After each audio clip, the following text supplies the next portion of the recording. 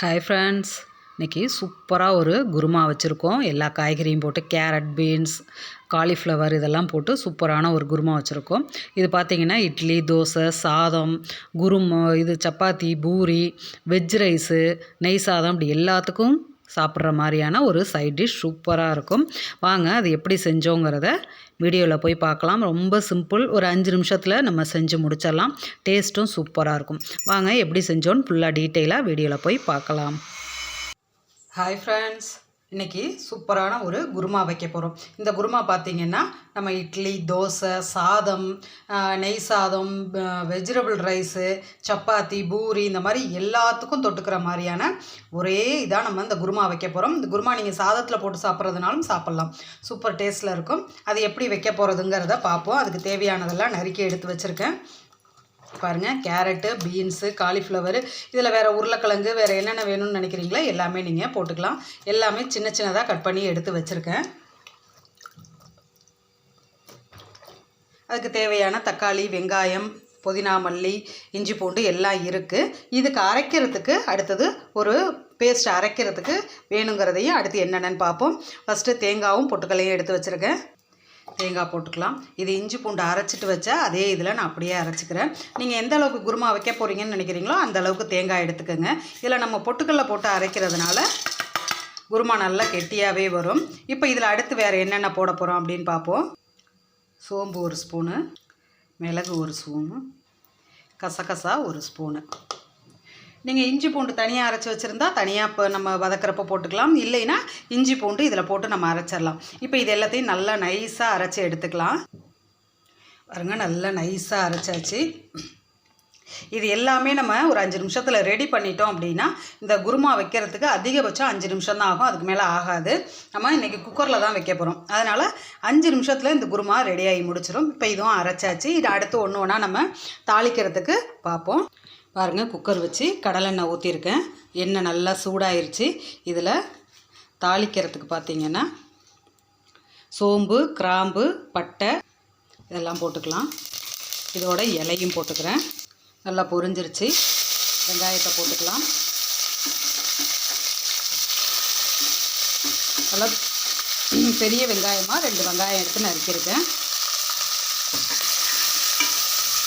இது நல்ல எண்ணெயில் வதக்கிடலாம். நம்ம நல்லா வதங்கிருச்சு. இப்போ இதில் தக்காளி 3 தக்காளி சின்னதாக பழுத்ததாக நல்லா எடுத்து கட் பண்ணி வச்சுருக்கேன். நல்ல பழமாக எடுத்து போட்டிங்கன்னா இதுக்கு டேஸ்ட் நல்லாயிருக்கும். இப்போ இதுவும் நல்லா இதிலையே வதங்கட்டும். இப்போ 2 வதங்கிறதுக்கு கொஞ்சம் உப்பு போட்டுக்குவோம். நம்ம உப்பு போட்டு வதக்கணும்னா சீக்கிரம் வதங்கும். அப்புறம் தேவைன்னா பார்த்துட்டு போட்டுக்கலாம். இது நல்லா வதங்கிட்டு இருக்கு. இதில் இப்போ இஞ்சி பூண்டு பேஸ்ட்டு நம்ம போட்டுக்கலாம். இஞ்சி பூண்டு பேஸ்ட்டு தனியாக போடாதவங்க தேங்காய் அரைக்கிறதோட அரைச்சிக்குங்க. இஞ்சி பூண்டு பேஸ்ட்டு 1 ஸ்பூன் போட்டுட்டேன். இதையும் நல்லா இதில் பச்சை வாசனை போகிற அளவுக்கு வதக்கி விட்டுடலாம். நல்லா வதங்கிட்டுருக்கு. மல்லித்தலை, புதினா, கருவேப்பிலை எல்லாத்தையும் இதில் போட்டு நல்லா நம்ம வதக்கிடலாம்.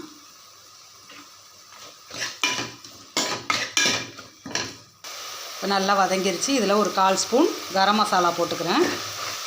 போடுறப்ப இன்னும் கொஞ்சம் வாசம் நல்லாயிருக்கும். சிலருக்கு இந்த கறி குழம்பு வாசம் வேணும் அப்படின்னு நினைக்கிறேன். நீங்கள் சிக்கன் மசாலா, மட்டன் மசாலா ஏதாவது ஒன்று இந்த சமயத்தில் நீங்கள் போட்டு வதக்கிக்கலாம். நான் ஆனால் போடலை, வெறும் கரம் மசாலா மட்டும் போட்டிருக்கேன். இப்போ அடுத்து இந்த காய்கறி எல்லாத்தையும் எடுத்து போட்டுக்கலாம். இப்போ நம்ம வெட்டி வச்சுருக்க காய் எல்லாத்தையும் இதில் போட்டு ஒரு வதக்கிடலாம்.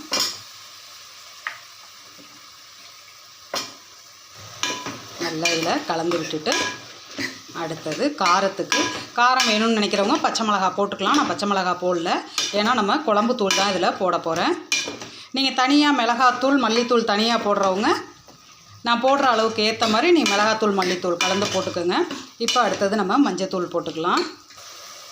மஞ்சத்தூள் கொஞ்சம் போட்டுட்டு அடுத்தது குழம்புத்தூள் கொஞ்சம் போட்டுக்கலாம். காரத்துக்கு தகுந்த மாதிரி குழம்புத்தூள் போட்டுக்கலாம். நான் ஒரு 1/2 ஸ்பூன் தான் போடுறேன். ஏன்னா நம்ம தேங்காய் அரைச்சதில் மிளகெல்லாம் போட்டு அரைச்சிருக்கோம். அதனால் நீங்கள் காரத்துக்கு எந்த அளவு தேவைன்னு நினைக்கிறீங்களோ போடுங்க. இந்த தூள் இல்லைன்னா நீங்கள் வெறும் தூள் போடுறதுனா போட்டுக்கலாம். இப்போ இது நல்லா கலந்து விட்டுட்டு அரைச்சி வச்சுருக்க தேங்காவை இதில் ஊற்றிடலாம். ஊற்றிட்டு நல்லா ஜாரை தண்ணி கழுவி ஊற்றிடலாம். பாருங்கள், ஜார் எல்லாத்தையும் தண்ணி கழுவி ஊற்றியாச்சு. உங்களுக்கு எந்த அளவுக்கு தண்ணி வேணும்னு நினைக்கிறீங்களோ வச்சுக்கோங்க. ஆனால் குக்கரில் வைக்கிறப்ப எப்பொழுதும் கொஞ்சம் தண்ணி வந்து கம்மியாக வைங்க. ஏன்னா அது குக்கரில் வைக்கிறப்ப இன்னும் கொஞ்சம் தண்ணி விடும்.